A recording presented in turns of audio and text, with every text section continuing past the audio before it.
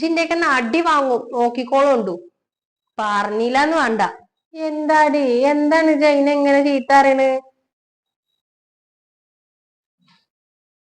എന്റെ അമ്മ ഈ ചെക്ക രാവിലെ തുടങ്ങിയതാണ് ബിരിയാണി വേണം ബിരിയാണി വേണം എന്നറിച്ചില്. എന്നിട്ട് ജൈനി വാങ്ങി കൊടുത്തില്ലേ? ആ വാങ്ങി കൊടുത്തു. എന്നിട്ടാണെങ്കിലോ ഒരു ലേശം ചോറും തിന്നിക്കണ്, ഒരു ചെറിയൊരു ചിക്കന്റെ കഷ്ണം തിന്നിക്കണ്. ഇതിനൊക്കെ എവിടുന്നാന്ന പൈസ? ഓന്റെ വാപ്പ ഈ ഗൾഫ് കിടന്നിട്ട് അധ്വാനിക്കണ തന്നെയല്ലേ. ചെക്കന് പറഞ്ഞാ മനസ്സിലാവൂല.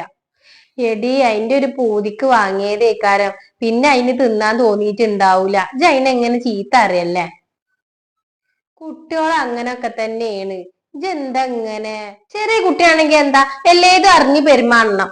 എനിക്ക് എല്ലേതും അറിയാം. ഓൻ ഓരോന്ന് വെറുതെ കാട്ടി കൂട്ടാണ്. ഉണക്ക് ഞാൻ വെച്ചിട്ടുണ്ട്, എനിക്ക് ഞാൻ തരണ്ട്.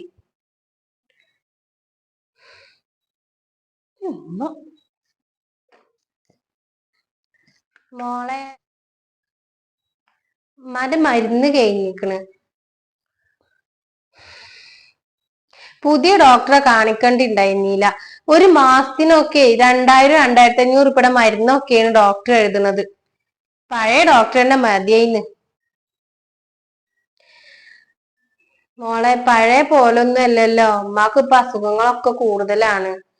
ആദ്യം എന്ന് പറഞ്ഞാൽ അധികം അസുഖങ്ങളൊന്നും ഉണ്ടായിരുന്നില്ലല്ലോ. ഇപ്പൊ എല്ലേതും കൂടിയിരിക്കണ്. പിന്നെ അതുകൊണ്ടാണ് ഡോക്ടർ ഇങ്ങനെ മരുന്ന് എഴുതുന്നത്. ഞനക്ക് പറ്റിയിട്ടില്ല എന്നുണ്ടെങ്കിൽ നമുക്ക് ഡോക്ടറെ മാറ്റി കാണിക്കട്ടോ. അമ്മക്ക് അതിനൊന്നും പ്രശ്നമില്ല. അതൊക്കെ ശരി തന്നെയാണ്.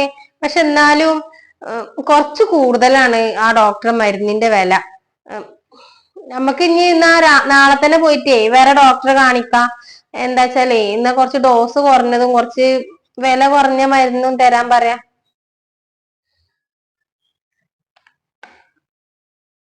അബേ ഇവളെ പിശുക്ക് കാരണം മനുഷ്യന്മാരുടെ ജീവൻ പോവാണാവോ?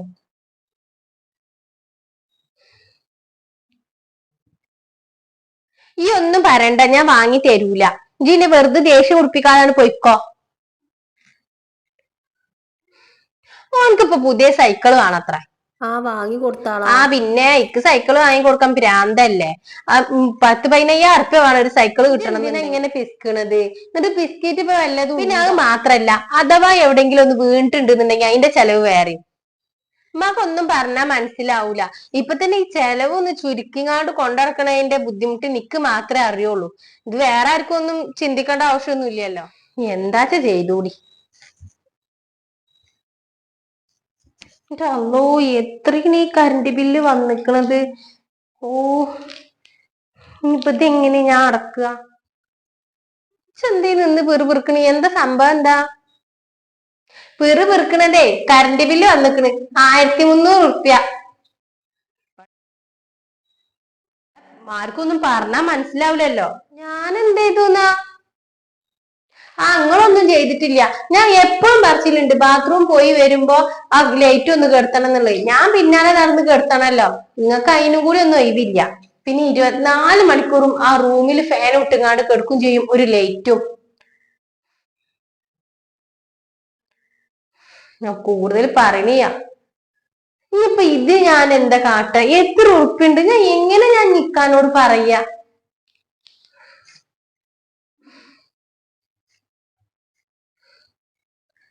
പഠിച്ചോനെ, ഇനി ഇവള് കാരണം ജീവിതം ഇരുട്ടിലാവോ? വല്ലാത്തൊരു കഥ.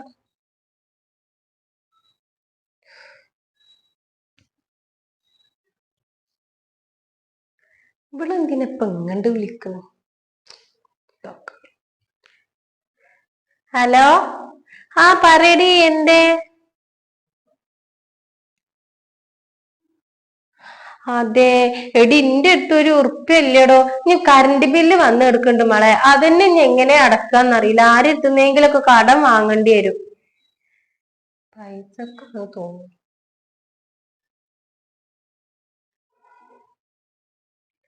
ആടി എന്റെ കയ്യിൽ ഇല്ലാത്തോണ്ടാണ്.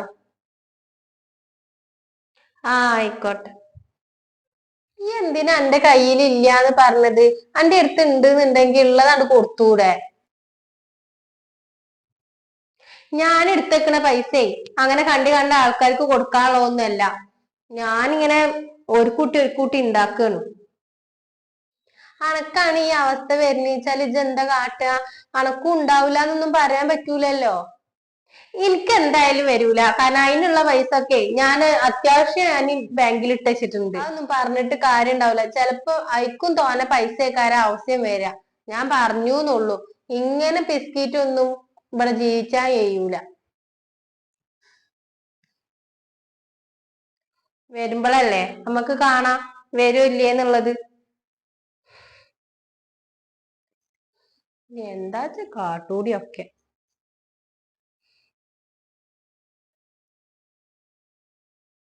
ആരെ ഈ നേരത്ത് ഫോൺ എടുക്കണം? ഇക്കാണല്ലോ.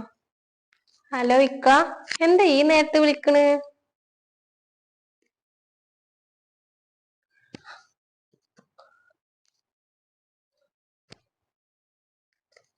ഇനി എന്താ നമ്മള് ചെയ്യാ?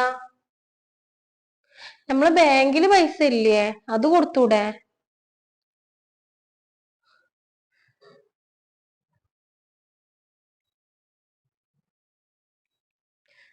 ശരി, ആയിക്കോട്ടെ.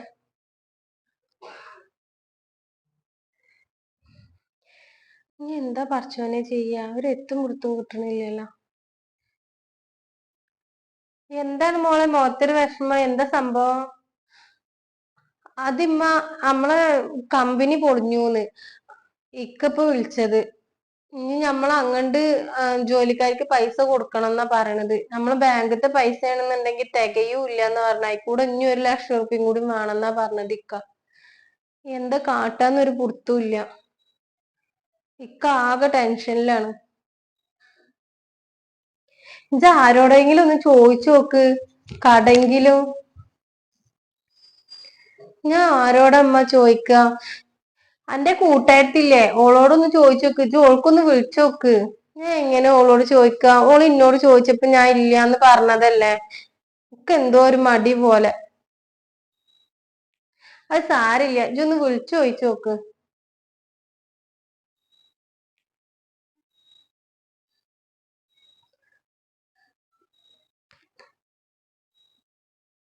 ഹലോ ജംഷെ, എന്താടി കുട്ടിയുടെ പാട്? എവിടുന്ന പൈസ കിട്ടി? അതെ, പിന്നെ നിനക്ക് അത്യാവശ്യമായിട്ട് 1,00,000 റുപ്യ വേണ്ടിന്നു. അന്റെ കയ്യിൽ ഉണ്ടാവും കൊടുക്കാന്?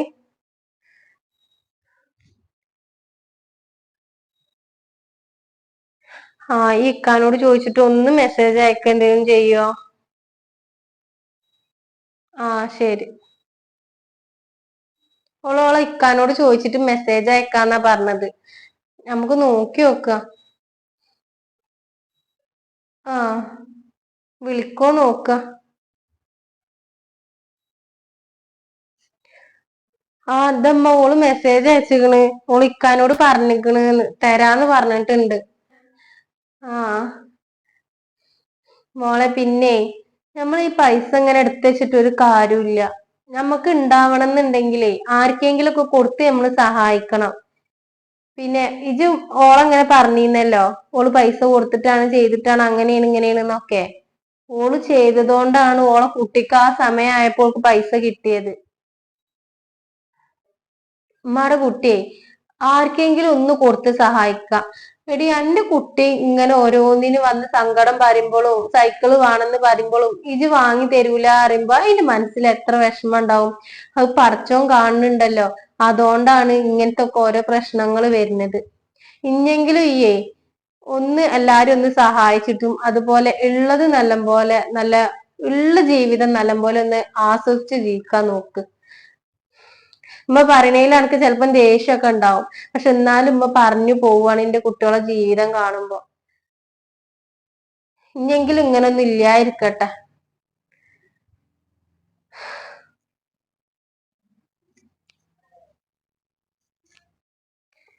ശരിയാണ്.